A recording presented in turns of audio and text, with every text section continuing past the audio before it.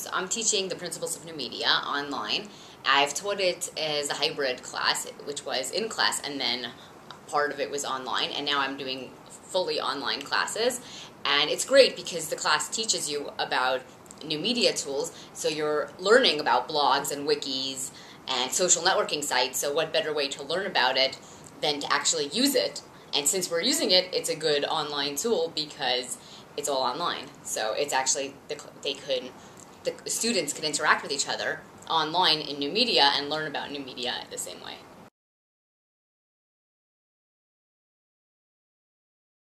We have a wiki page, and they work collaboratively, the students work collaboratively to update and edit this wiki page. And so we do wiki, we use blogs, and every week they have blog assignments. And they also comment on each other's blogs, so it's another tool. We also have, during the semester when we learn about social networking sites, we have a Twitter, and everyone has a Twitter account. They follow each other, and they discuss things through Twitter and have to reply to other people. Huh. We also use Blackboard for discussion board for some topics.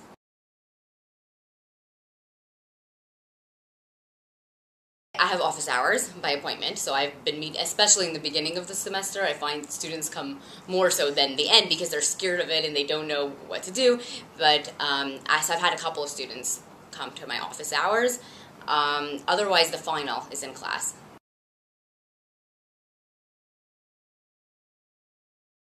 An example of a wiki that you're probably familiar with is Wikipedia, and that's what I say because hopefully everyone's heard of Wikipedia. But what people don't know, at least some of my students don't realize, is anyone can edit Wikipedia.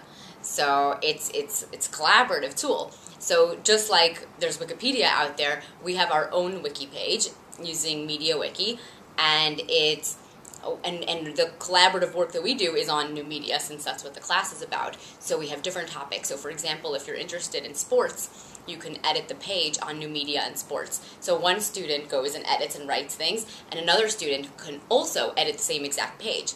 So I don't mind if a few people are working on the same page, because I can see exactly what each contributed. And in the end, we have this repository of good information. And not only that, they're working on things that other semesters have worked on.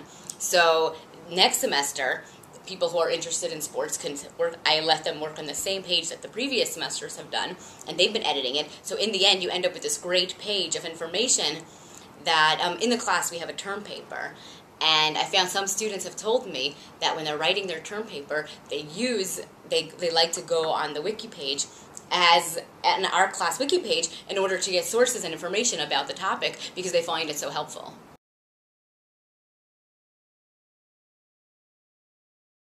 Everything is assigned point value.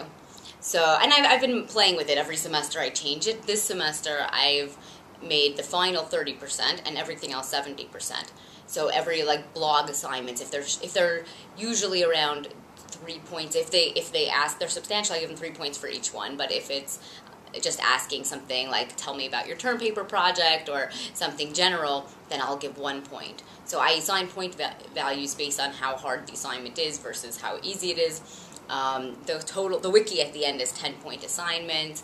Term paper is 10-point assignment, and so I based on how complicated the task is, I give them a point value that I feel. And of course, I modify it. So if creating a blog might be 1 point, but blog entries will be more. And it's based on and whether is this yes or no, you just did it or didn't do it, versus did you actually write something that makes sense. We have an in-class final exam, which I try to do everything. So there's long answers, short answers, a couple of multiple choice questions. And again, that has changed, but I try to make sure I can really see if they know the work, because since we don't see each other in class and we don't have quizzes along the way, I want to make sure that they have really been the ones doing the work and really understand what they've been doing all semester. So I want to get that across in as many ways as possible. And long answer questions, I feel, gives me the most information.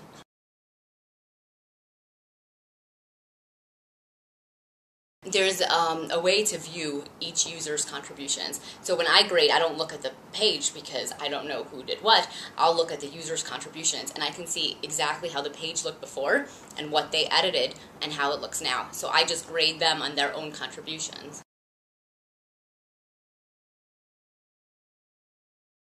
I started using actually Turnitin.com for the term paper, and this way I can see exactly if anything is plagiarized from a site or from someone else, because it has it all there. So I feel like that's a very good tool, and so I started using that. I think you have that problem. It's going to be the same in any class. How do you know if you're teaching a programming class? How do you know if someone gives you an assignment? How do you know they did it? And when I was teaching C++ programming, I did get 2 papers that were exactly identical.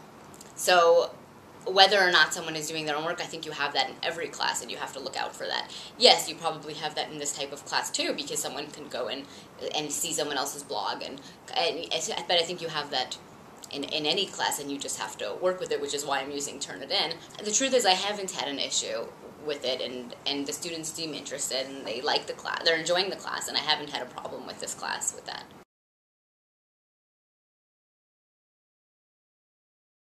So the one thing you're missing is an in-class discussion. In-class discussion is interesting because you hear everyone's different viewpoints, and so one of the things I've tried to do online is to try to mimic this, and that's why it's through these online tools, whether it's discussions through Blackboard or through Twitter or even kind of through blogs, I'm trying to mimic some type of environment where they can interact with each other.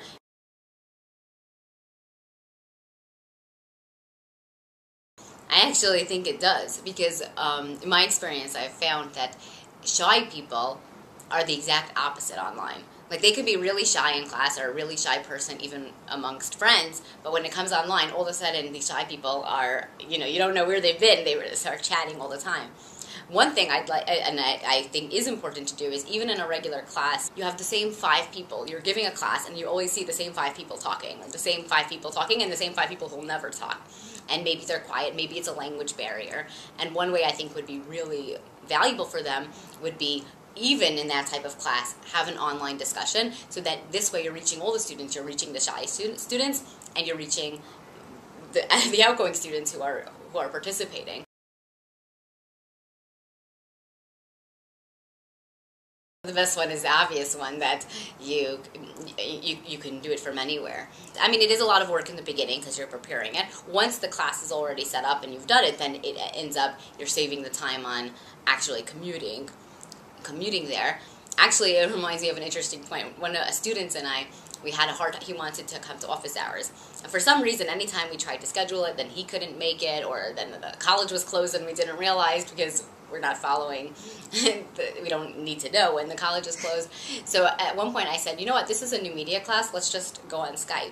And he had never used Skype before, so he downloaded Skype, and we had our conversation through Skype, and he said, oh, this is his first time on it. And I felt so proud, because, well, that's great, because that's how you're supposed to be learning about these new tools. And I think it gives you the flexibility, having this online class gives you the flexibility of saying, well, let's have a Skype discussion, let's have an IM discussion if it's not working out. And we also have our office hours where we can meet up.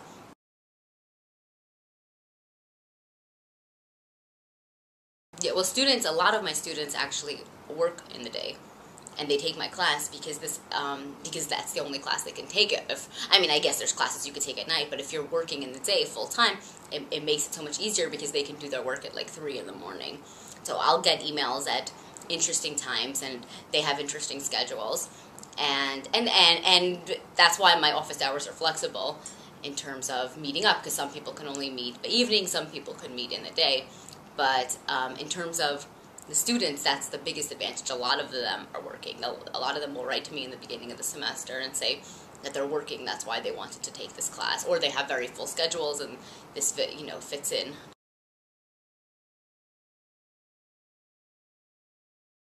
One of the things I found is due dates have to be strictly enforced. If it's sometimes, like in a class, you might let it slide more, someone giving in late assignments. But with an online class, at some point they'll just keep falling behind, and there's no class structure. You can't see someone coming to class. So you need a way of making it clear when assignments are due, making sure the students know it at all times. So what I do is even though it's an online class, I'll give assignments the exact same time. Let's say this semester I decided to do Thursday at 5. Everything is due until Thursday at 5 p.m. And I'll purposely choose a day, and then the rest of the semester it's every Thursday.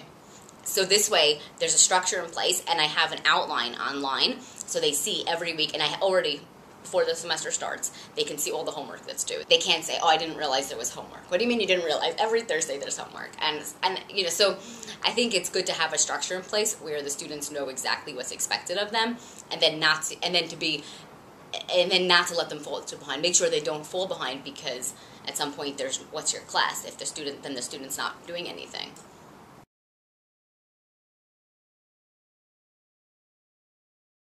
Well, it's interesting. You don't recognize them. I mean, they have their photos on their profiles, but it's harder to recognize. They look very different in real life. So it's funny, because at the final exam last semester, it was like, oh, wow. So in terms of, and then there were the students who did come to my office hours, and I did get to know them better because we saw each other. So I guess we don't know each other as well. It depends, and then maybe that depends on the student, because some of them will email me a lot and tell me what's going on and talk to me, especially if they have an issue, so they can't do their homework on time because something's going on with the family, and then we'll have more conversation. Or students who've showed up to my office hours, we've had more chit-chat. But yeah, in terms of, it's hard to really get to know someone as well when you don't recognize them walking down the halls in school. So we tried to have profiles, and I tried to do actually some video lectures, so they probably recognize me better than I can recognize them. But you do get to know them, because I purposely, one of the first assignments is on Blackboard. They introduce themselves to each other, and they have to respond to a few different people. And we have they have to do their homepage, a profile page, and on the wiki they have to do a profile page and write their hobbies and some things about themselves.